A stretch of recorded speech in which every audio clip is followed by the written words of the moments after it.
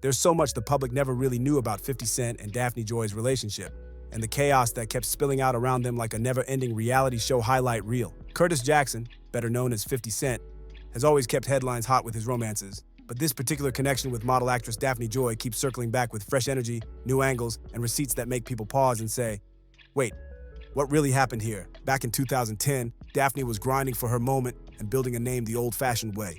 Appearances, features, and consistency that had the industry watching.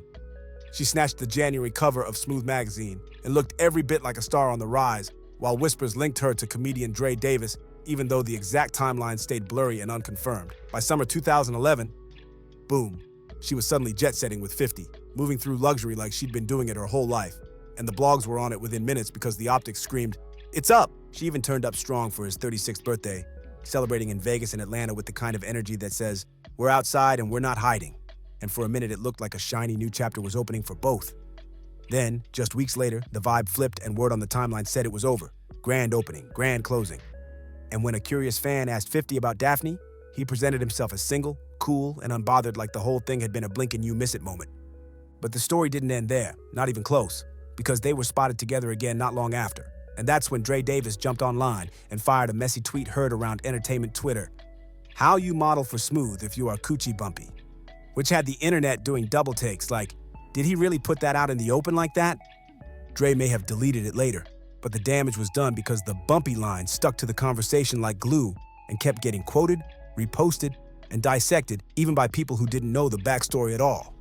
Meanwhile, Daphne and 50 kept the public in the dark about labels and definitions, never fully confirming what they were, which only added fuel to the curiosity because mystery breeds chatter and chatter breeds headlines every single time. By June 2013, any quiet energy was gone, replaced by a disturbing situation that drew police and paperwork. According to reports at the time, there was a heated argument at Daphne's LA condo, and she alleged 50 caused more than $7,000 in damage. And when she locked herself inside a room to stay safe, he allegedly broke down the door and kicked her, which pushed this story from messy gossip into scary territory instantly. Officers later found chaos throughout the space: broken chandeliers, overturned furniture, clothes scattered like a storm had ripped through, a smashed television, and a lamp that didn't make it. And the big question everyone kept asking was, what could push anybody to go that far inside someone's home? Then the biggest twist of that entire season arrived in black and white from official documents.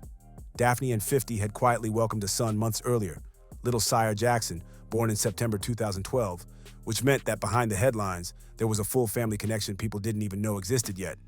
Daphne's lawyer released a careful statement saying, "Daphne Joy and Curtis Jackson have been together for a few years in a relationship. They had a child. And now Daphne's #1 priority is to ensure both her and the baby's safety during this difficult time," while the city attorney described her as the 50's former girlfriend, which told the public everything it needed about where things stood right then. On the legal side, 50 was staring at charges that could have turned into hard time, with talk of up to 5 years. But he accepted a plea deal instead, and the outcome was 30 days of community service plus 3 years of probation, a result that had people arguing whether it was too light, too heavy, or simply proof that celebrity cases rarely follow ordinary scripts. In January 2014, Curtis publicly acknowledged his son Sire and brought that part of his life into the spotlight with intentional pride, which changed the tone for a moment because fatherhood always shifts perception and tends to reset the narrative no matter what came before.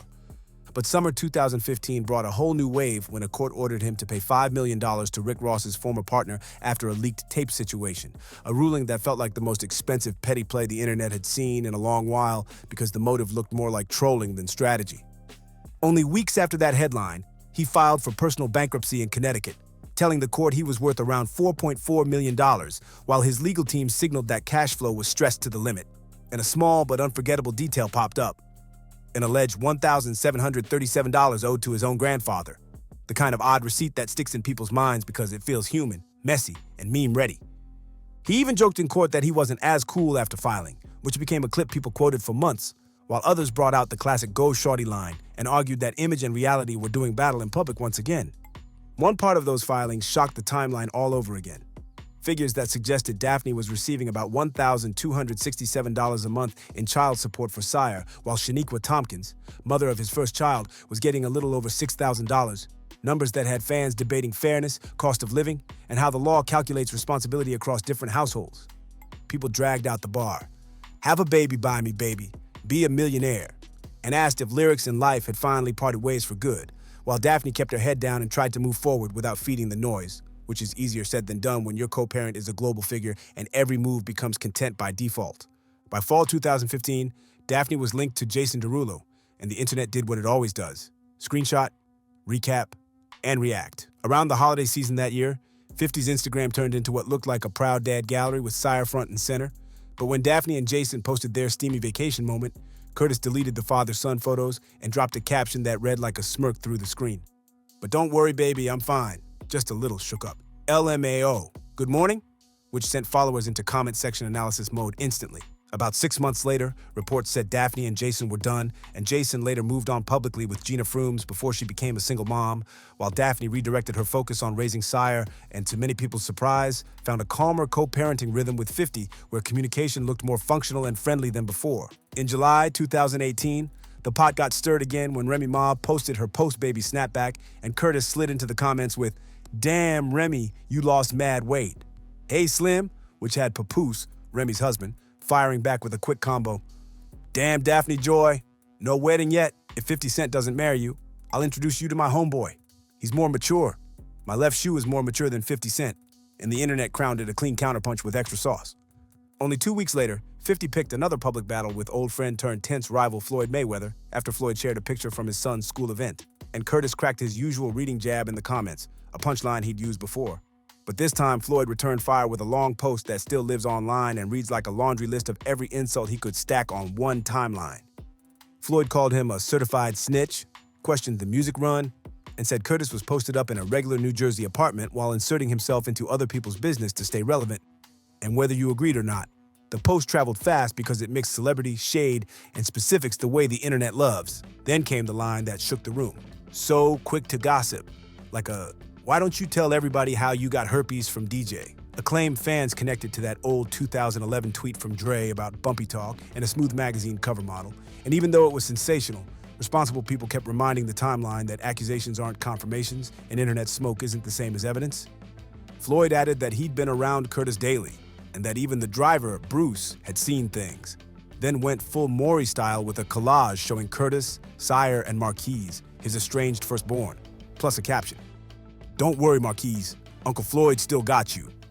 With another hit, "I would hold little man down too, but you're still not sure if he really belongs to you," which dragged family into the ring and left many shaking their heads because kids should never be collateral damage in adult wars. By 2019, Curtis was dating model Jamira Haynes and posting couple content that looked steady and focused, while Daphne stayed visible through events, features, and mom life updates that built an audience who loved seeing Sire's milestones and her professional moves side by side. April 2021 turned the page again when Daphne was seen with Sean Combs, and 50 tried to play it cool with a repost saying he and Puff battle over business, not women, and that if Sean liked a girl, he liked a girl, with the rest of the sentence left hanging as if to say, "I'm not bothered," even though the timing had the internet reading it as more shade than serenity. Daphne made her own statement by reposting one of Sean's shirtless thirst traps, which was a playful but pointed way of saying, "Yes, I see him." And people noticed that Sean followed her, Joy Chavis followed her, and she followed both back. A tiny triangle of taps that became a big talking point when Joy and Sean were photographed kissing on a yacht in September 2021. That sequence had fans asking whether Daphne had been in the picture first, whether there was overlap, and whether Hollywood is basically one big group chat where everyone knows the tea before the public even gets a sip. By September 2022, after Daphne posted at Sean's iHeartRadio Music Festival set, Curtis uploaded a photo with Sire and captioned it, "Oh, that's your mommy over there with Puffy, LOL. Remember what I told you the other day? These be crazy," which many viewed as bringing a child into grown-up shade, crossing a line that should stay bright for co-parents no matter how messy the backstory gets. That's when Daphne spoke up directly, telling him in the comments, "Please stop doing this to me.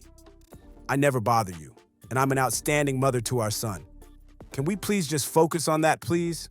Which read like a public boundary and a private plea at the same time.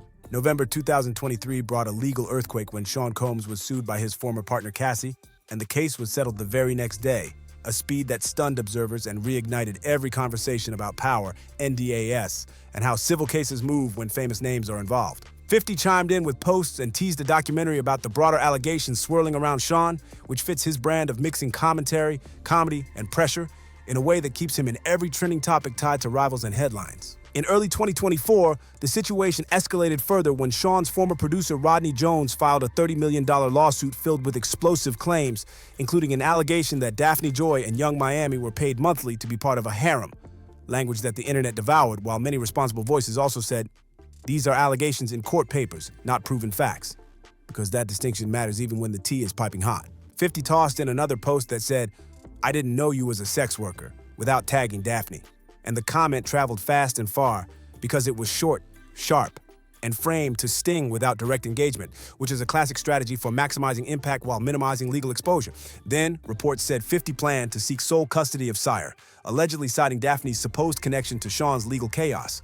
And that single line turned gossip into real-world stakes, because custody requires judges, calendars, and a microscope on parenting history that no one takes lightly. Daphne pushed back immediately with an Instagram denial of Rodney's claims and then aimed squarely at Curtis with a separate post accusing him of barely seeing their son, saying he had visited only about 10 times in 2 years, and alleging he had forcefully taken advantage of her in the past, a statement that sounded raw, painful, and final, as she wrote that he shattered her last hope for him as a father and broke both her and their son's hearts for the last time. The reaction split down the usual lines. Some believed Daphne was finally speaking her truth in full. Others believed the timing looked like a tactical response to custody talk. And a third group said the only focus should be Sire's stability, schooling, safety, and peace, because kids deserve calm even when adults are working through storms. Curtis didn't directly address her claim, but he posted a picture of Daphne with Sean with a caption, "You moved a mile away in hopes of having another baby with me. But I was busy, so you moved," and then added a stray aside about Vivica A. Fox being grown and classy enough to reel him in, as if to say there's a version of his life where the drama doesn't exist and everyone is sipping tea with pinkies up, which only added more side talk about perceptions versus patterns. Now zoom out and look at the whole arc. A fast spark in 2011, a frightening domestic incident in 2013, a child revealed to the world in 2014, financial fireworks in 2015, public beefs in 2018, overlapping relationships and subtweets in 2021 to 2022, and then the legal lightning strikes of 2023 to 2024, where statements, suits, and counters built a storm that still hasn't fully cleared. What does it all mean right now, in this moment, whenever you're watching or reading this? It means the past is still echoing through the present, and the biggest unresolved questions are about custody, co-parenting, and how to raise a child in peace when every argument can become a headline within minutes. It also means the audience has grown smarter about separating allegations from proven facts and understands that court filings are claims to be tested, not conclusions to be celebrated, even when the tea is tempting and the shade is irresistible. For Daphne, the path forward seems to be doubling down on motherhood, work, and boundaries. The kind you post once and enforce quietly 10 more times. Because every line she draws to keep Sire out of the chaos is a win in the long run, no matter how loud the timeline gets today. For Curtis, the path forward looks like making fatherhood the headline, not the punchline. More presence, less posting, more calendars and conferences than captions and clapbacks. Because at the end of the day, nothing trends longer than real consistency in your child's life. And for Sean, separate from all this, the ongoing legal situation reminds everyone that what happens in entertainment doesn't stay there anymore. It lands in court, in newsrooms, and in annual summaries that outlive every viral moment, which is why silence, statements, and strategy all matter more than a quick comment under a spicy clip. If you followed this saga from the beginning, you know every chapter came with screenshots, allegations, denials, and a fresh round of think pieces. But the truth under all of it is simple. There's a kid at the center who didn't ask for fame and shouldn't have to share a spotlight with adult conflict, and that reality should guide everything from this point on. So here's where we leave it for now. Will Curtis truly push for full custody and convince a judge it's best for Sire? Or will Daphne's allegations, her day-to-day involvement, and any documented patterns of care keep primary custody right where it is? Or lead to a structured joint plan with strict rules everyone has to respect? Will old accusations keep resurfacing as leverage in public or be addressed in private where sworn statements and evidence decide outcomes instead of likes and retweets? Will both sides agree to keep Sire off the timeline except for proud moments that don't weaponize his name, his picture, or his schedule? And will the culture finally shift away from using children as subtext in adult shade? Because if there's one thing we've learned from the last decade of celebrity drama, it's that the internet never forgets. But it does respect people who grow up, show up, and keep their families out of needless crossfire. If you're still here, you're a real one for seeing the full picture and not just the viral clip. So drop your thoughts. Are you leaning toward Curtis or Daphne? Or do you think the only correct answer is Team Sire because his piece is the only prize that matters right now? Hit like if you learned something new, subscribe if you want more deep dive timelines with facts, context, and clean storytelling, and tap the bell so you never miss the next chapter. Because this saga is still unfolding and we're bringing receipts, compassion, and clarity every single time.